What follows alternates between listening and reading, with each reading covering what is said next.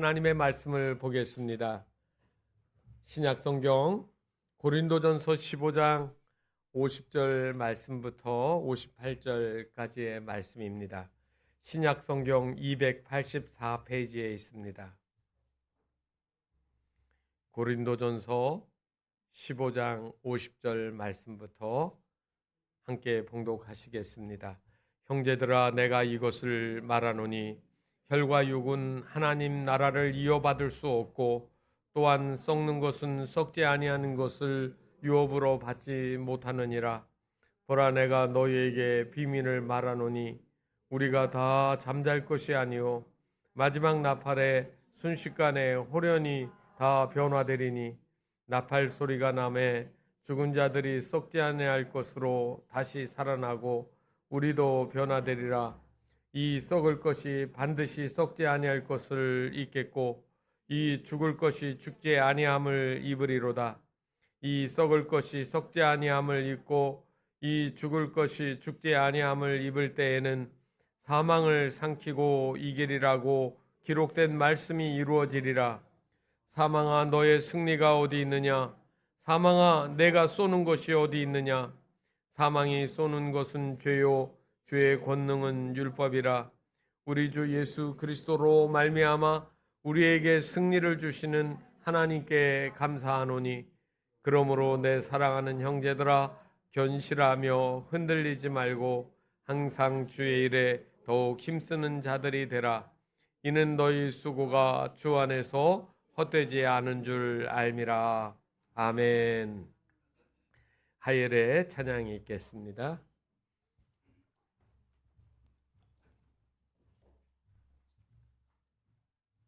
주의 십자가 내게 말하네. 영원히 난 용납됐네. 아름다우신 왕, 나는 주의 것, 그리스도 나의 산소망.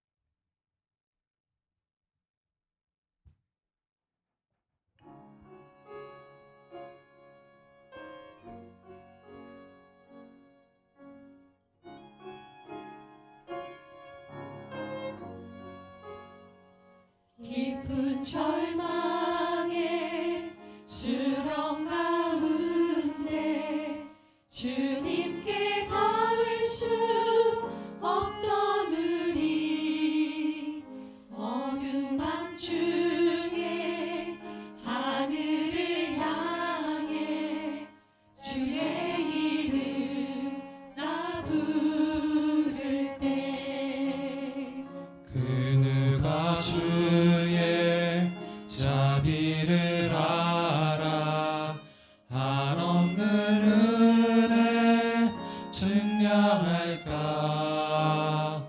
내 죄와 수치 지기 위하여 이 땅 위에 주 오셨네. 어둠을 뚫고 오신 주 살아 나의 절망 거두셨네. 모든 것 이미 이루신 주님, 주 예수 내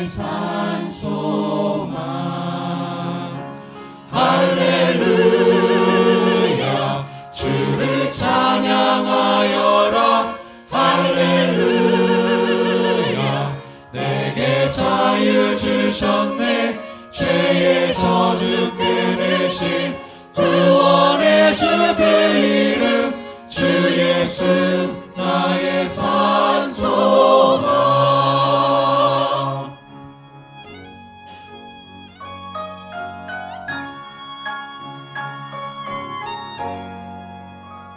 언약의 말씀 이뤄지나치 주님의 호흡 시작됐네. 죽음 이기신 유다의 사자 부활하신 예수 그리스도 주 예수 승리하셨네. 할렐루야 주를 찬양하여라. 할렐루야 내게 자유 주셨네. 죄의 저주 끊으신 구원의 주 그 이름 주 예수 나의 산소망. 할렐루야 주를 찬양하여라. 할렐루야 내게 자유 주셨네. 죄의 저주 끊으신 구원의 주 그 이름 주 예수 나의 산소망. 죄의 저주 끊으신 구원의 주 그 이름 주 예수 나의 산소망.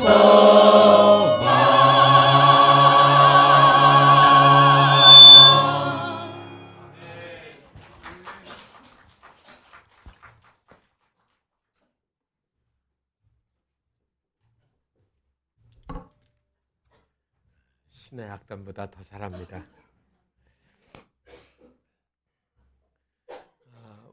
우리나라에 올해 요즘에는 많이 안 보시는 것 같은데 옛날에는 빛과 소금이라는 신앙 잡지책 많이 보셨고요. 또 신앙계라고 하는 그런 크리스천 잡지들이 있었습니다. 그런데 미국에는 그것보다 훨씬 더 많이 사람들이 읽고 하는 그 책이 크리스찬 센츄리라고 하는 아주 오래된 잡지입니다. 교파를 떠나서 많은 목회자들, 학자들, 교인들이 이 크리스찬 센츄리라고 하는 잡지에다가 기고를 하거든요. 그런데 이 잡지 책을 편집하는 목사님이 다른 사람의 글을 편집하다가 부활절을 앞두고 자기의 경험을 글로 써서 올린 내용입니다. 젊을 적에 이 편집장인 목사님이 교회 학교 교사를 했습니다. 3학년 반을 맡았는데 그 반에 학습 지진아인 스티븐이라는 아이가 있었습니다. 선생님은 부활주일을 앞두고 아이들에게 숙제를 내줬지요. 다음 주일이 부활주일이란다 얘들아. 그러니까 너희들이 생명이라고 생각하는 것을 부활절을 생각하면서 상자에다가 하나씩 담아가지고 오렴. 그래서 아이들은 그 다음 주 부활주일에 뭘 가져갈까 열심히 궁리를 하고 작은 상자에다가 그거를 담아가지고 부활주일날 교회에 왔습니다.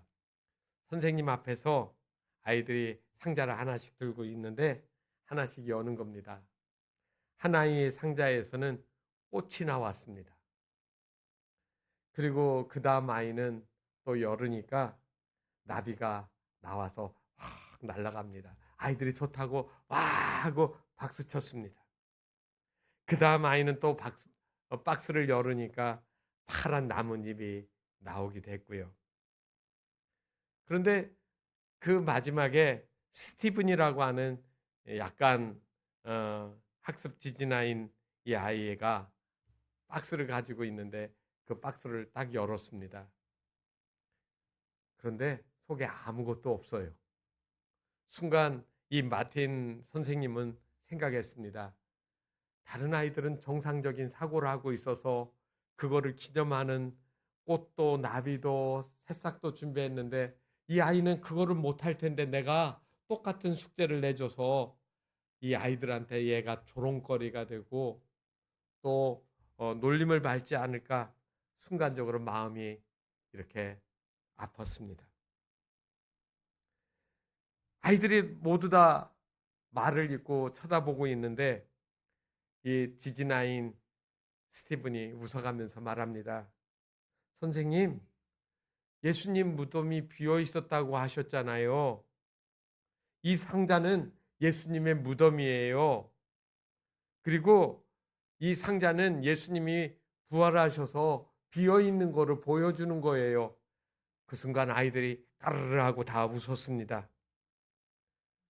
그런데 이 마틴 선생님은 그 말을 듣고 너무 감동스러워서 스티븐을 꼭 안아주었습니다. 그리고 다른 아이들에게 말했습니다. 맞다, 스티븐이 한 게 맞는 거야. 가장 숙제를 잘해온 거라고 칭찬을 해줬단 말입니다. 여러분, 다시는 살아난 사람에게는 무덤이 필요할까요? 안 필요할까요? 빈 무덤에는 시신이 있으면 안 되는 겁니다. 사람들은 죽음의 공식을 잘 알고 있습니다. 죽으면 끝이다. 다시 산다는 것은 거짓이고 허구다. 여러분, 어떤 게 맞습니까? 그런데 그 이야기가 사람들이 가지고 있는 그러한 일반적인 생각인데 오늘 그러한 문제들을 가지고 사도 바울이 고린도 교회에다가 편지를 쓴 것이 고린도 전서고 고린도 후서입니다. 그리고 고린도 전서에서 여러분 13장은 사랑장이라고 여러분 다 아실 겁니다. 그런데 이 15장은 부활장입니다. 부활이 얼마나 중요하길래 한 장 전체를 부활과 관계해서 쓰셨을까요? 여러분, 오늘날의 그리스의 남쪽에 가면 아테네가 있고 아테네에서 1시간가량 펠로폰네소스라고 하는 그 반도에 다리로 연결되어 있습니다만 거기로 가면 1시간쯤 가면 고린도가 나옵니다.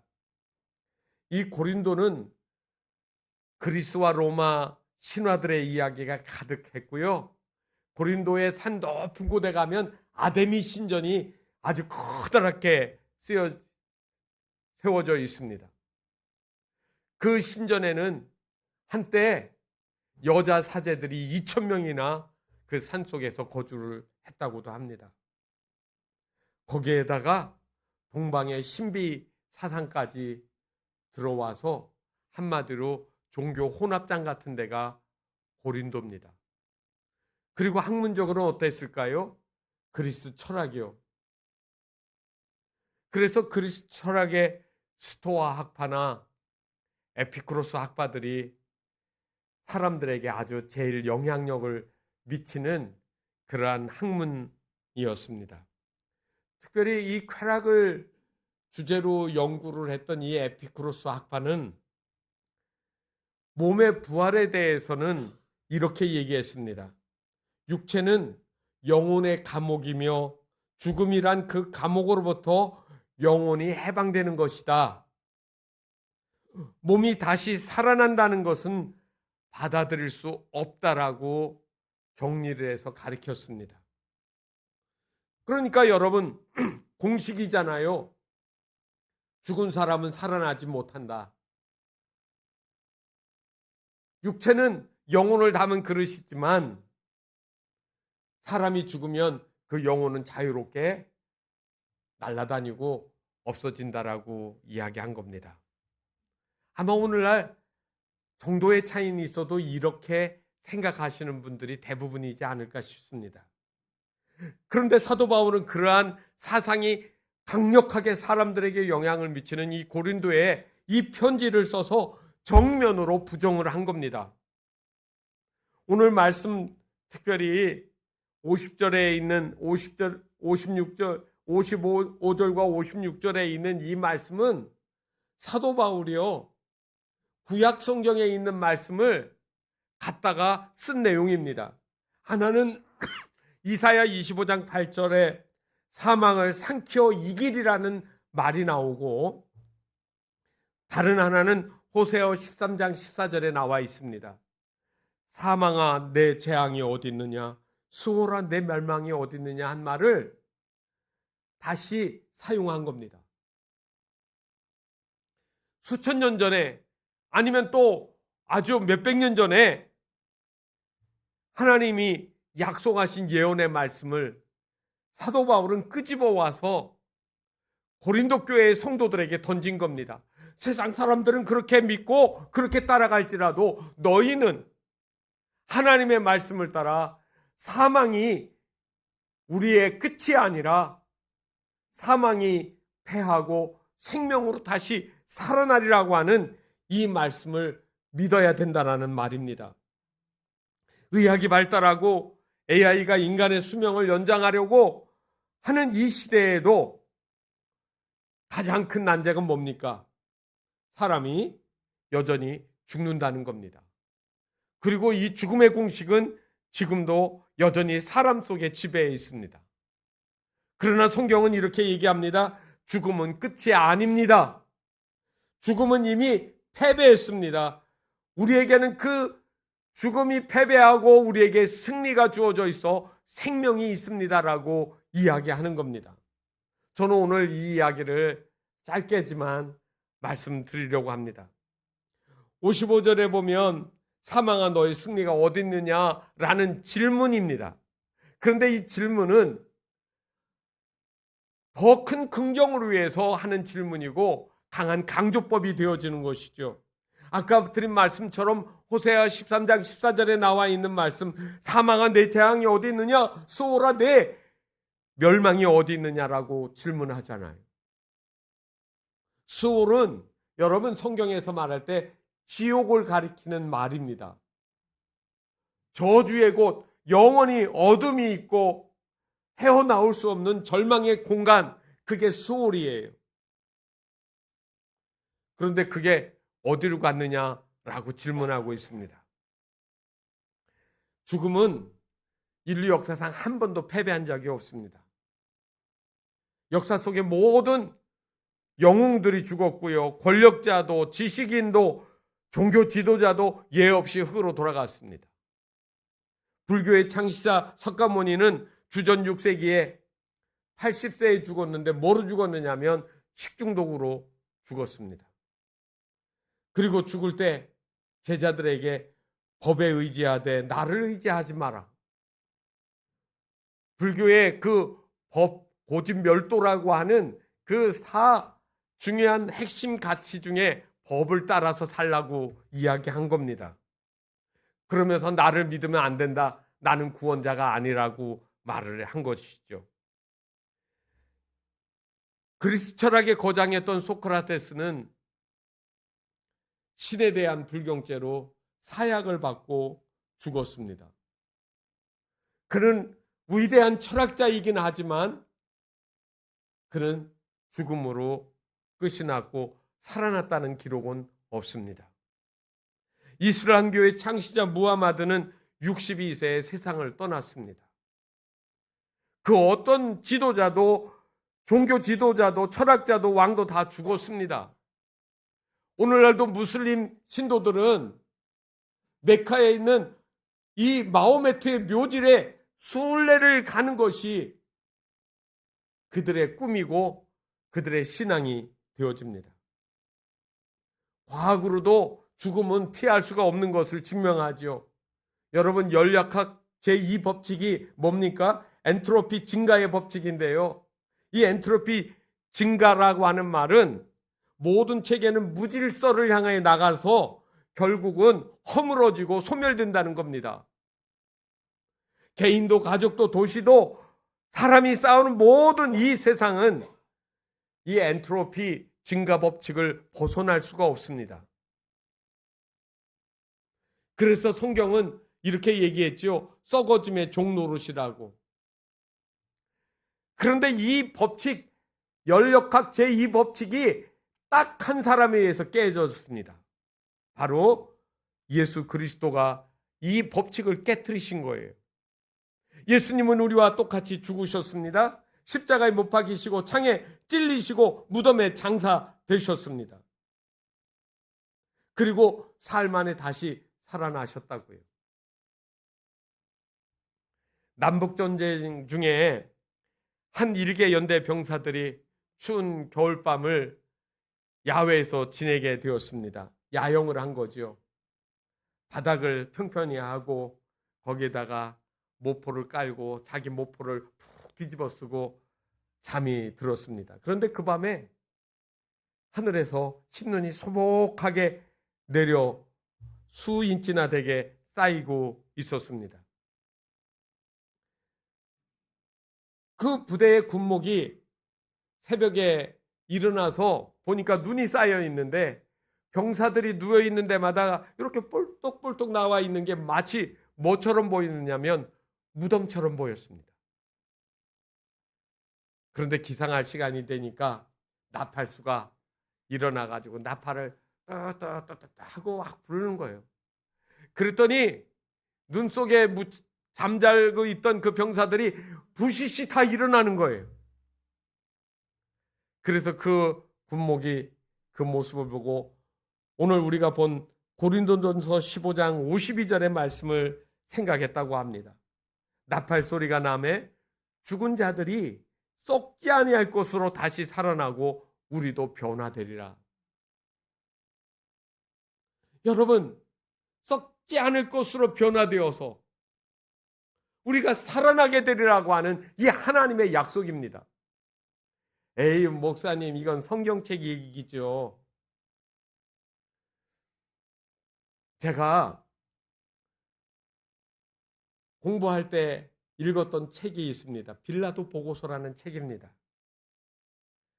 이 빌라도 보고서는 빌라도가 직접 쓴 게 아니고 그의 옆에 있는 군인 장군이 그 빌라도가 부르는 대로 써서 로마 황제에게 보낸 서신입니다. 발렐리오스 파테르쿠로스라고 하는 분이 썼더라고요. 그런데 그가 쓴 이 보고서가 지금 어디에 있느냐면 터키 이스탄불에 가면 성소피아 사원에 있는데 그 사원 옛날 교회인데 그 교회 박물관에 있는 거예요. 그런데 이거를 공개를 안 하고 있습니다. 총 50권으로 되어 있고 크기는 2 곱하기 4피트 뭐 아마 크지 않았던 것 같습니다. 이거를 갖다가 열람을 하신 분이 있어요. 그리고 그거를 사진을 찍어가지고 영어로 번역을 했는데 노널드 앤 리드만이라는 분이더라고요. 그 내용에 보니까 3가지 주된 내용입니다. 하나는 빌라도가 예수님을 재판하면서 가졌던 느낌, 두려움과 공포, 그리고 알 수 없는 그런 공포심이, 경외심이 그의 마음속에 일어난 부분들을 앞부분에 쭉 썼고요. 그 다음에 예수의 행하신 일과 그리고 십자가에 죽은 것과 그리고 죽음 이후에 지금 예루살렘 유다 지역에 떠돌고 있는 횡행하고 있는 예수 부활의 이야기, 증인들의 이야기들을 로마 황제에게 써서 보낸 거예요. 그리고 이거에 대해서 로마가 어떻게 해야 될지 그 지침을 알려달라고 하는 그런 보고서를 보낸 겁니다. 지금도 터키가 이슬람이기 때문에 그 자료를 공개하지 않고 딱 묶어두고 있으니까 많은 사람들이 빌라도의 보고서를 더 정확하게 연구할 수가 없는 한계는 있습니다만, 그러나 생각해 보십시오. 빌라도는 크리스천이 아닙니다. 예수님을 직접 재판했던 사람이고 예수님을 처형했던 장본인이었는데 그가 지금 성경에서 얘기했던 그 이야기들을 이면적으로 증언해 주고 있는 거지요. 성경은 한 사람의 증인뿐만 아니라 막달라 마리아와 그리고 3명의 다른 여인, 베드로, 엠마우의 2 제자들, 10명의 제자, 다시 11명의 제자들에게 보여주고, 디베레 바닷가에서는 7명의 제자에게 다시 보여주고, 그리고 무려 500여 명의 형제들에게 일시에 보여준 이야기가 성경에 기록되어 있습니다. 그러니까 예수님이 죽으신 그 시간대에, 그 시대에 살던 많은 사람들이 수없이 많은 증인들로 가득 차 있었던 것이죠. 예수님이 부활하셨다라는 겁니다. 법정에서는 3명의 증인이 있으면 유죄로 확정을 합니다, 판사가. 그런데 여기에는 증인들이 한두 명이 아닌 거예요. 세월이 지나서 사람들은 여전히 연력학 법칙 제2법칙에 의해 가지고 죽은 사람은 살지 못한다고 하는데 예수님은 여전히 살아 계신 거예요. 죽음이 패배했습니다. 승리한 것처럼 보이지만 예수 그리스도의 부활을 결코 이길 수가 없습니다. 56절에 보면 사망이 쏘는 것은 죄라고 언급을 하고 있습니다. 여기 쏘는 것이라는 말은 헬라어에서 켄트론이라는 단어거든요. 이는 벌이나 독사의 침을 가리키는 겁니다. 사탄이 가지고 있는 침은 뭐라고요? 죄라고 했습니다. 그리고 죄는 우리에게 뭐를 가져다 주느냐면 죽음을 가져다 줍니다. 사탄은 죽음이라는 사람들의 죄를 짊어지고 십자가에서 죽으시니까 죽음이라는 독침을 누구한테 찔렀어요? 예수님한테 팍 찔렀습니다. 그리고 그 침은 예수님에게 깊이 박혔습니다. 그래서 이제는 예수님이 내가 당할 죽음을 대신 당하시고 사탄이 우리를 찌르고 싶어도 그 죽음의 독침이 없어서 찌를 수가 없는 거예요. 죽음은 우리를 찌르지 못합니다. 죽음은 더 이상 우리를 망하게 할 수가 없습니다. 왜냐하면 그 침이 예수님께 꽂혔기 때문이죠. 이 독침은 지금도 아주 강력합니다. 죄라는 독침은 때로는 눈에 보이지 않습니다. 냄새도 없습니다. 누구에게나 침투하여 죽음을 가져다 줄 수 있습니다. 죄는 우리의 영혼을 서서히 확실히 썩게 만들어 놓는 거예요. 그런데 여러분, 사탄은 우리 눈에 보이지 않지만 누구를 찌르지 못한다고요. 예수를 믿은 사람에게는 우리의 독침을 예수님께 사용했기 때문에 우리를 찌를 수가 없다라는 말입니다. 오늘날도 사람들은 나는 나쁜 사람이 아니라고 얘기합니다. 남을 죽이지도 않았고 나는 큰 범죄를 저지른 적도 없다라고 생각합니다. 그런데 성경에 보면 하나님이 우리를 향하여서 하시는 말씀이 있습니다. 모든 사람이 죄를 범하였음에 하나님의 영광에 이르지 못한다. 아무리 선하게 보여도 종교적으로 열심히 있어도 죄의 독침에 찔려서는 죽어가는 겁니다. 단지 말이에요. 통증을 느끼지 못할 뿐이에요. 이 죽음의 독침이 예수 그리스도 안에서 무력화되어졌다는 말입니다. 어떻게요? 예수님이 다시 살아나셨기 때문에.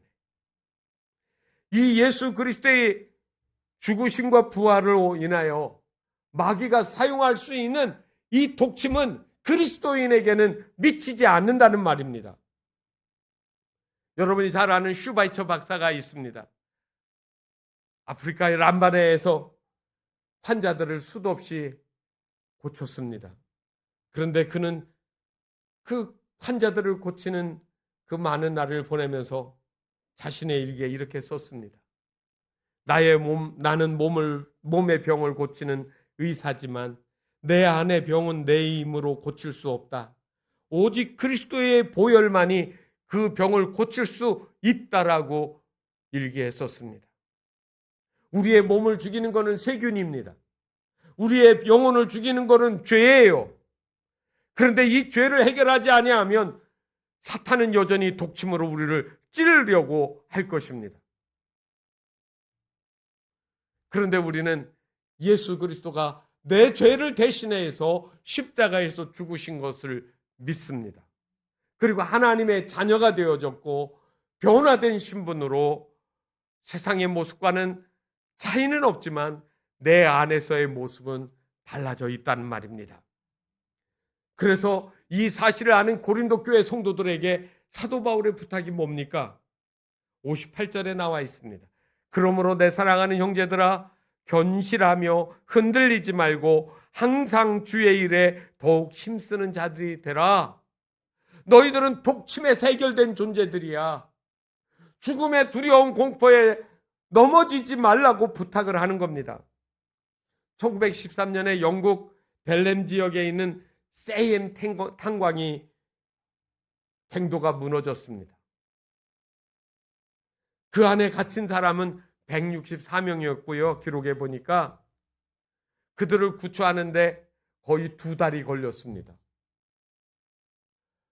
무너진 갱도 안에는 먹을 물도 그리고 먹을 양식도 점점 줄어들고 구조를 기다리다가 그들은 죽었습니다. 시간이 걸려 그들을 찾아서 하나씩 꺼내왔는데 그들이 쓴 조그만 쪽지에 글들이 남아 있었습니다.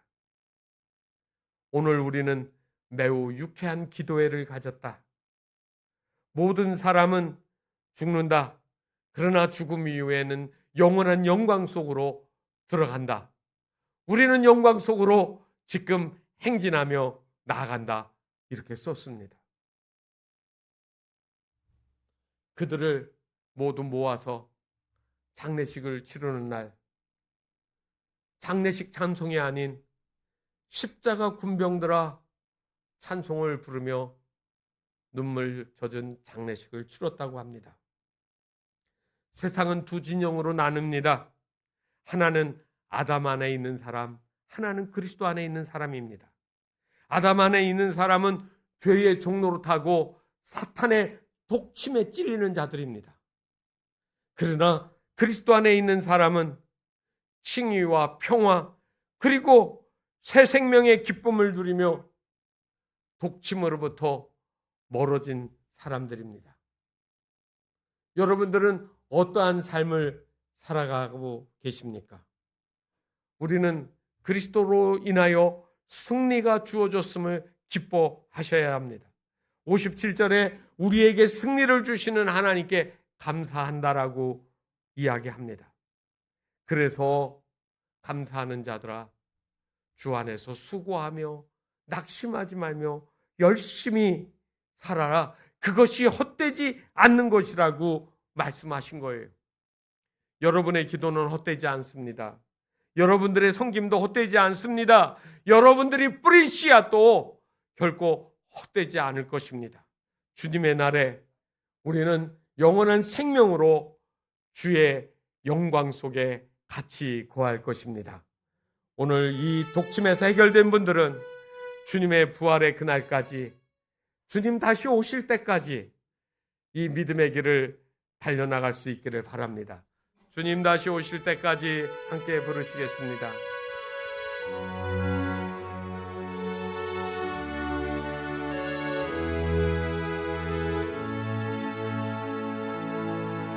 주님 다시 오실 때까지 나는 이 길을 가리라. 좁은 길 나의 십자가 지고 나의 가는 이 길 끝에서 나는 주님을 보리라. 영광의 내 주님 나를 맞아주시리. 주님 다시 오실 때까지 나는 일어나 달려가리라. 주의 영광 온 땅 덮을 때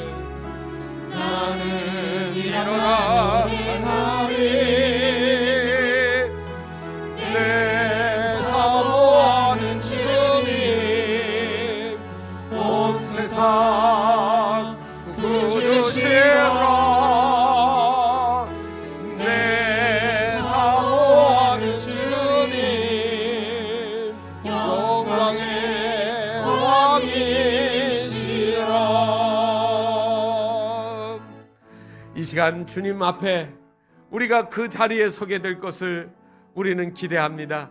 우리는 독침에 더 이상 찔리지 않습니다.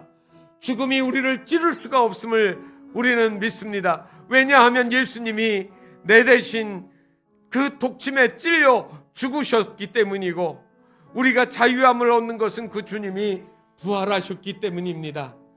이 시간 주님의 그 나라에 이를 때까지 이 부활의 신앙을 끝까지 짊어지고 주님을 따르겠습니다라고 고백하는 기도를 우리가 함께 할 수 있기를 바랍니다. 함께 기도하시겠습니다. 자비롭고 은혜로우신 주여, 이 부활의 기쁨의 소식을 저희들에게 하나님 우리에게 주심을 참으로 감사를 드립니다. 우리 주님이 다시 살아나시지 아니했더라면 우리가 하나님 영원한 멸망에 여전히 머무를 수밖에 없는데, 내 모든 죄를 대신 죽으시고 부활의 승리를 하신 그 주님을 따라 하나님의 백성, 하나님의 자녀로 살아갈 수 있도록 그 구원의 기쁨을 주시니 감사를 드립니다. 성도들이 이 기쁨을 주님의 나라에 이를 때까지 지니고 살아갈 수 있게 하여 주시옵소서. 주님이 다시 오실 때까지 우리가 이 길을 따라가게 하시고, 좁은 문 좁은 길, 그리고 우리가 져야 될 믿음의 길, 수고하는 일 헛되지 않게 하시고, 하나님 아버지 면류관을 얻기까지 그 길을 잘 달려나가는 우리 성도들이 되게 하여 주시옵소서. 사랑하는 교우들에게 이 사랑을 전파하게 하시고 복음의 증인이 다 되어줄 수 있도록 은혜 내려 주시옵소서. 우리 주 예수님의 이름으로 기도드리옵나이다. 아멘.